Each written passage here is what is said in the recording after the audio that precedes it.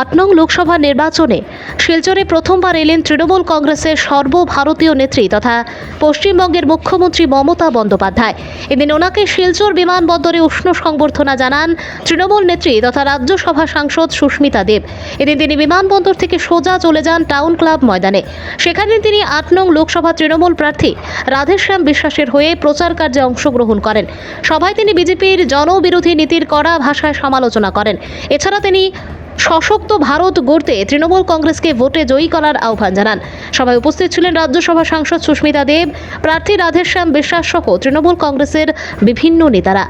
জানাচ্ছি বন্ধুগণ, 26 এপ্রিলের লড়াই আমাদের অধিকারের লড়াই। এইবার ভারতীয় জনতা পার্টিকে আমরা বিসর্জন দিব। বরাকের মানুষ সেটার জন্য প্রস্তুতি নিন। বরাকের বঞ্চনা মানছি না, মানব না। ডিলিমিটেশনে আমাদের দুটো সিট কে কমিয়েছে? বিজেপি কমিয়েছে। বরাকের ছেলে মেয়েদের চাকরি কে কমিয়েছে? বিজেপি কমিয়েছে। কোথায় গেল বরাকের নদীতে 5টা সেতু? কোথায় গেল মহাসড়ক?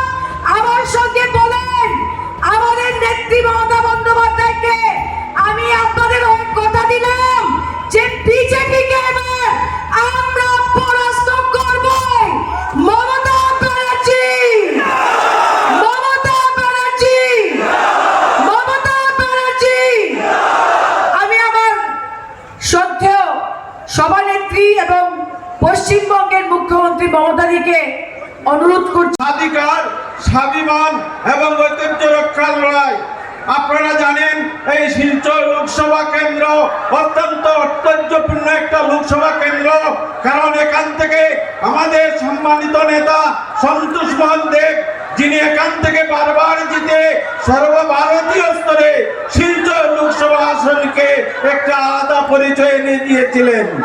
এখানে আমাদের শিল্প নেই, আমাদের একমাত্র শিল্প যেটা ছিল বিজেপি দলের যেটি প্রধানমন্ত্রী অমিত শাহজি, সর্বানন্দ সোনোয়ালজি সবাই এখানে এসে বলেছিলেন যে আমাদের একমাত্র শিল্প যেটা কাঁচার পেপার মিল ছিল সেটাকে ওনারা পুনরুজ্জীবিত করবেন।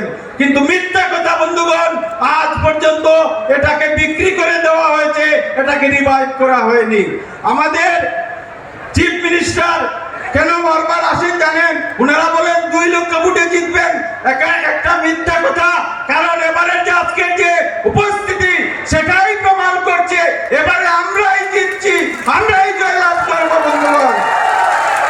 আজকে এই যে আমাদের বিভিন্ন সমস্যা যে আছে, এই সমস্যাগুলা নিয়ে আমরা রাজ্যসভা থেকে আমি অত্যন্ত শ্রদ্ধার সঙ্গে স্মরণ করছি আমাদের সম্মানিত নেত্রী শ্রীমতী বন্দ্যোপাধ্যায়জি, আমাদের সুস্মিতা দেব মহাশয়া থেকে রাজ্যসভা থেকে একবার নয় 2বার সাংসদ করেছেন এবং এবার উনি রাজ্যসভা থেকে বরাক উপত্যকার বিভিন্ন সমস্যা নিয়ে আওয়াজ তুলবেন। আপনাদের বুটে যদি আমি জয়ী হই, আমি প্রতিজ্ঞাবদ্ধ হচ্ছি আপনাদের বুটে জয়ী হয়ে লোকসভায় বিপুলভাবে আমরা আওয়াজ তুলব। একসঙ্গে আমরা 2 সভায় আওয়াজ তুলব। তৃণমূল কংগ্রেস জিন্দাবাদ, আমাদের সর্বভারতীয় নেত্রী মমতা বন্দ্যোপাধ্যায়জি জিন্দাবাদ। আমাকে ভীষণ স্নেহ করতেন, খুব ভালোবাসতেন। সেই সন্তোষদার মেয়ে, সন্তোষদা মারা গেলেও আমি কিন্তু সন্তোষদার পরিবারটাকে খুব ভালোবাসি। তাই সুস্মিতা দেব কিন্তু আজকে আমাদের তৃণমূল কংগ্রেসের রাজ্যসভার এমপি, এটা আপনাদের গর্ব করা দরকার। আমার এখানে রিপুন বরা, প্রাক্তন সাংসদ, অসম তৃণমূল কংগ্রেসের প্রেসিডেন্ট, খুব ভালো বলেছেন, আমি তাকে অনেক ধন্যবাদ জানাচ্ছি। অরূপ বিশ্বাস আমার মন্ত্রী, শ্রী রাধেশ্যাম বিশ্বাস প্রার্থী শিলচর লোকসভা কেন্দ্রে। শ্রী তরিৎ চ্যাটার্জি, রাজেশ দেব, মোহনলাল দাস, বদরুল ইসলাম, আব্দুল রশিদ, চন্দন মজুমদার, ভারতী দুবে, অচিন জিমে, আরিফ আক্তার, ময়ূর মজুমদার সহ উপস্থিত আমার এখানে আমি নিজের মতো করে বলছি, আপন লোকর ইয়াতে আই ময় বড় খুশি পাইয়াছে, ময় অহমিয়া বুই পাই কবনারও। আমি নাগাল্যান্ডের ভাই বোনদের বলবো, আমি তাদের ভাষাও বুঝি, আপনার ইহাতে আই কেনে ময় বড় খুশি পাইয়াছে। অনেক অনেক ধন্যবাদ।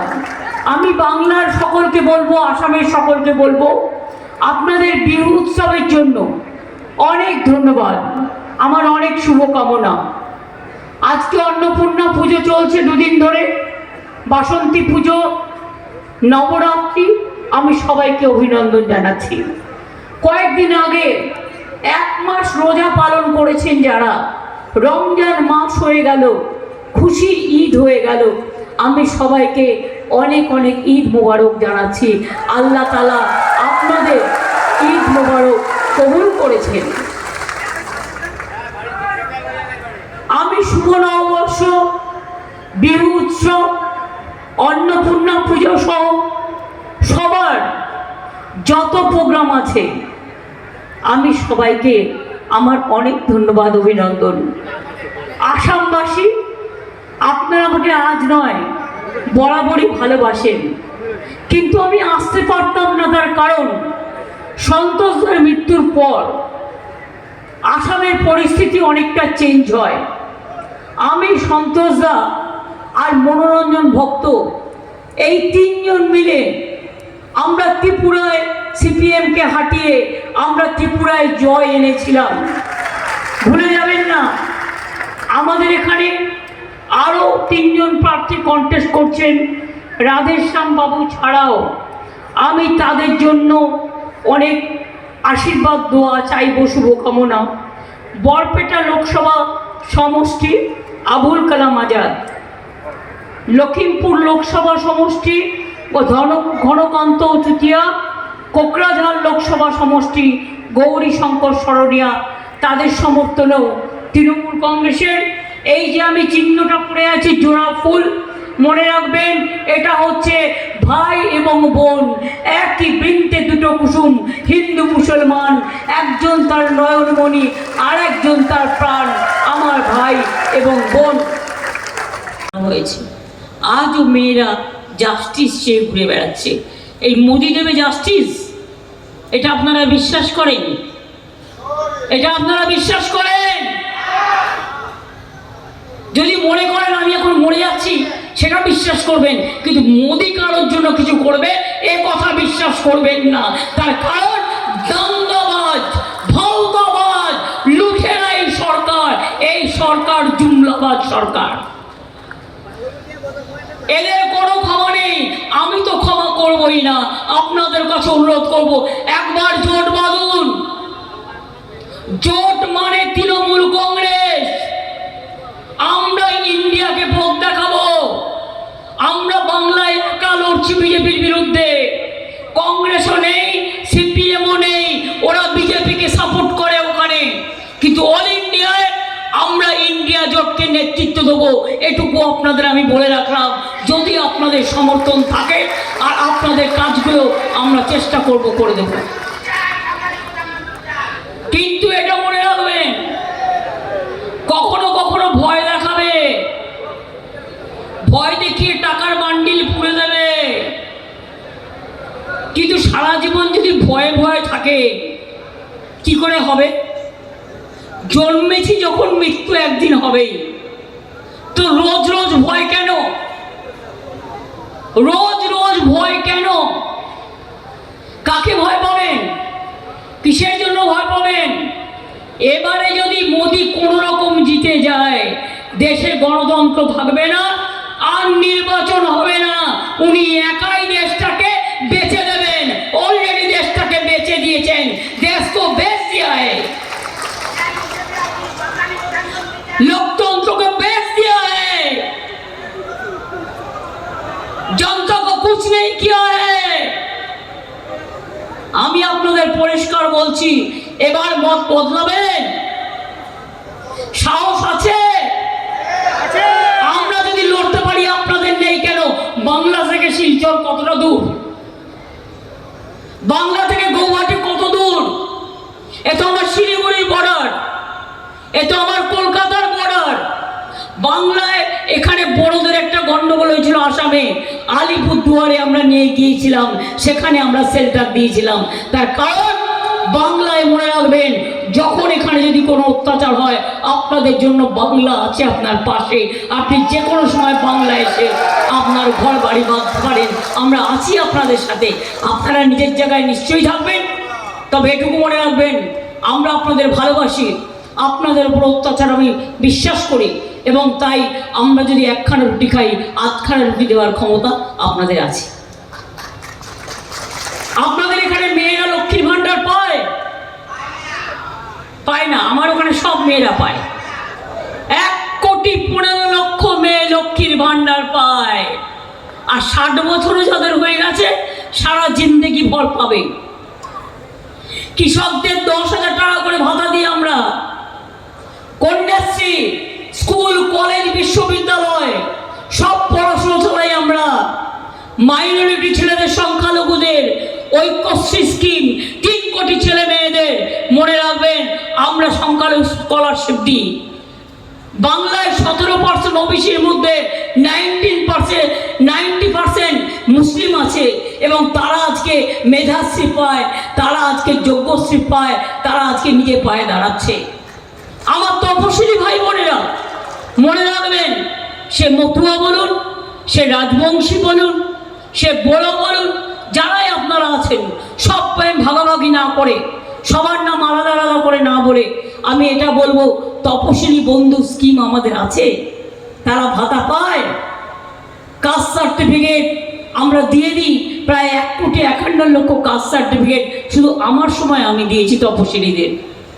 মনে রাখবেন, তপশিলি বন্ধু যেমন স্কিম আছে আমার, জয় জোহার আদিবাসীদের জন্য স্কিম আছে, সংখ্যালঘুদের জন্য স্কিম আছে, মুয়াজ্জিন ইমাম থেকে শুরু করে, লোকপ্রসাদ শিল্পী থেকে শুরু করে, পুরোহিতরা থেকে শুরু করে কেউ কিন্তু বঞ্চিত নয়, সবাইকেই আমরা।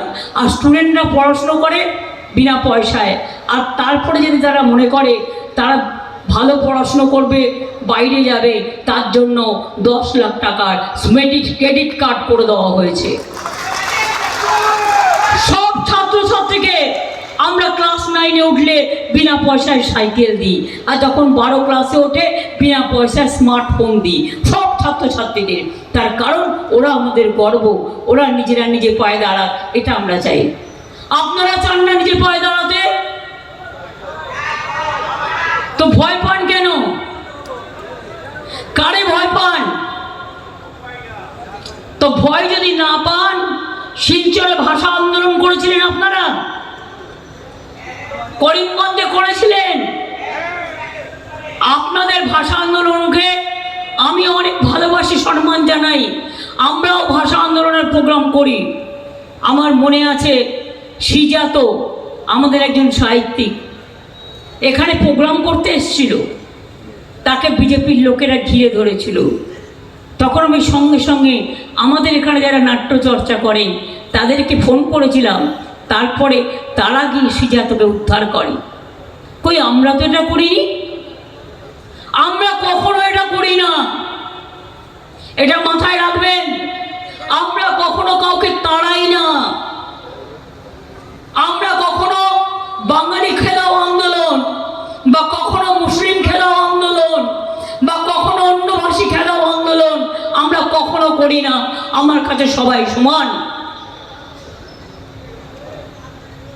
তাই আপনাদের কাছে বলবো, আমি এসছি এটুকু বলতে, এটা তো আমার জাস্ট ট্রায়াল, ফাইনাল আবি বাকি হ্যাঁ।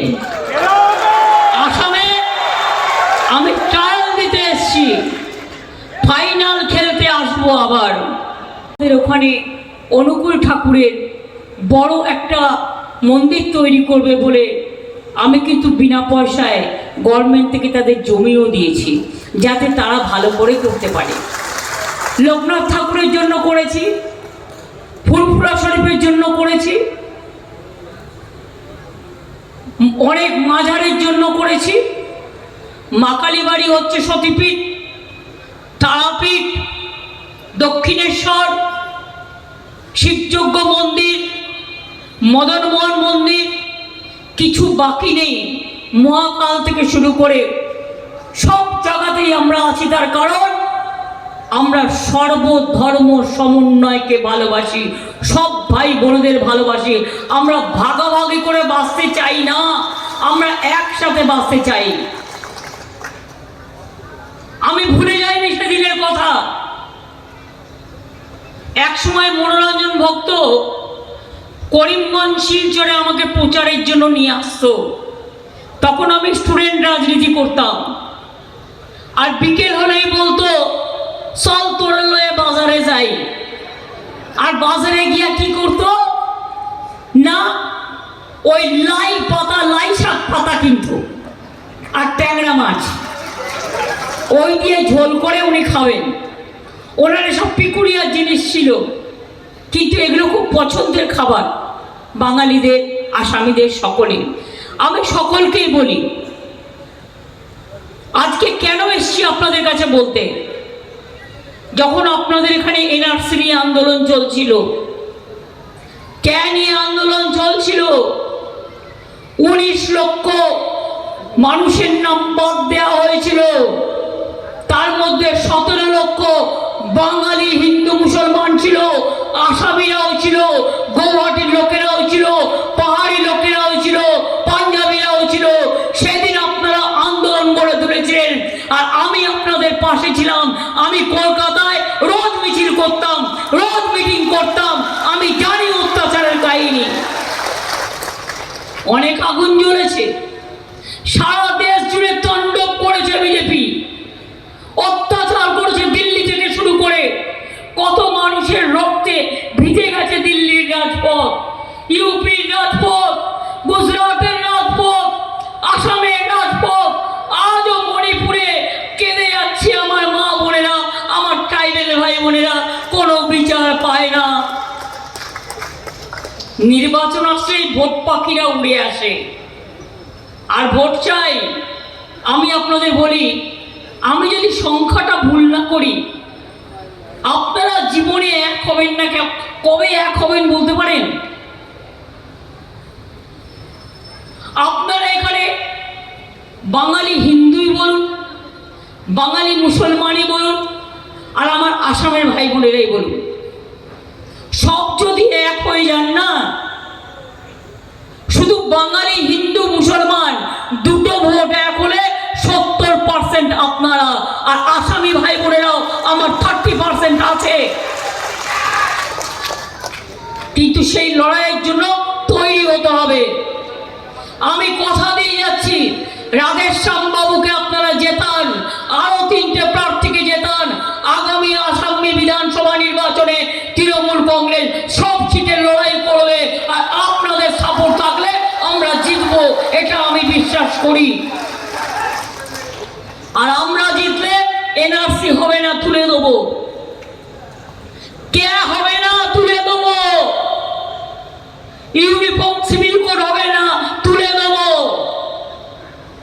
এবং মনে রাখবেন, আজও যারা ডি লিস্টে পড়ে আছেন, যাদের ভবিষ্যৎ জানেন না, তাদের ভবিষ্যৎ করে দেবো। এ কথা আজ বড় গলায় বলে গেলাম। আমি ওখানে আন্দোলন করছিলাম, আমার বিরুদ্ধে আসাম গভর্নমেন্ট, তখন যিনি মুখ্যমন্ত্রী ছিলেন, আমার বিরুদ্ধে আসামে এফআইআর করলো। আমার কি দোষ ছিল? আমি বাংলায় আন্দোলন করছিলাম, আপনাদের নিয়ে করছি আন্দোলন বাংলায়, আর এফআইআর করছে বিজেপি আসামে। আমি কিন্তু ভুলিনি, আমার বিরুদ্ধে 6-7টা কেস করেছিল ওরা। কি করবে? আমায় গলা কাটবে, জেলে ভরবে, আর কজনকে জেলে ভরবে, আর কজনের গলা কাটবে, আর কতজনকে ডিটেনশন ক্যাম্পে রাখবে। তোমরা তো ভারতবর্ষটাকে জেলখানা বানিয়ে দিয়েছো, ডিটেনশন ক্যাম্প বানিয়ে দিয়েছো।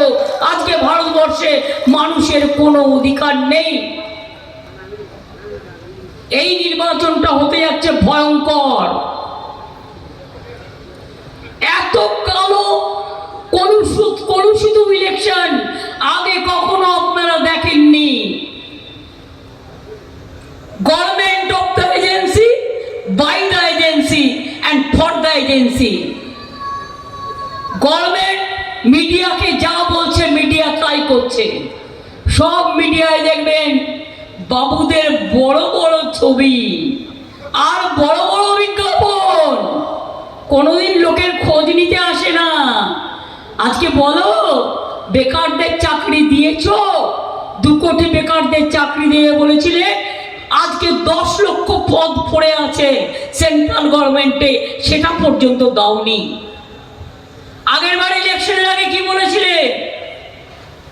15 লক্ষ টাকা করে লোকের বাড়ি বাড়ি পৌঁছে দেবে। কি 1 লক্ষ টাকা পেয়েছেন কেউ? যদি পেয়ে থাকেন বলবেন হ্যাঁ, যদি না পেয়ে থাকেন জোরসে বলবেন না।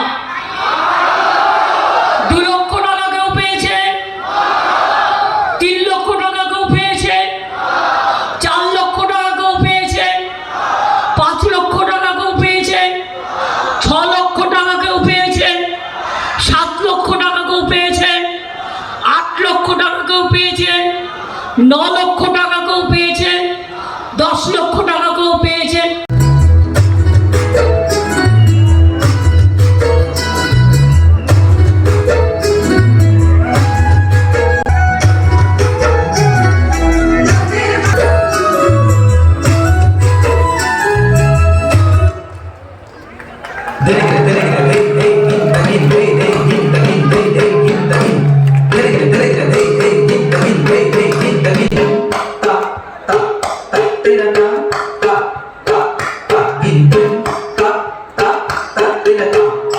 Hey,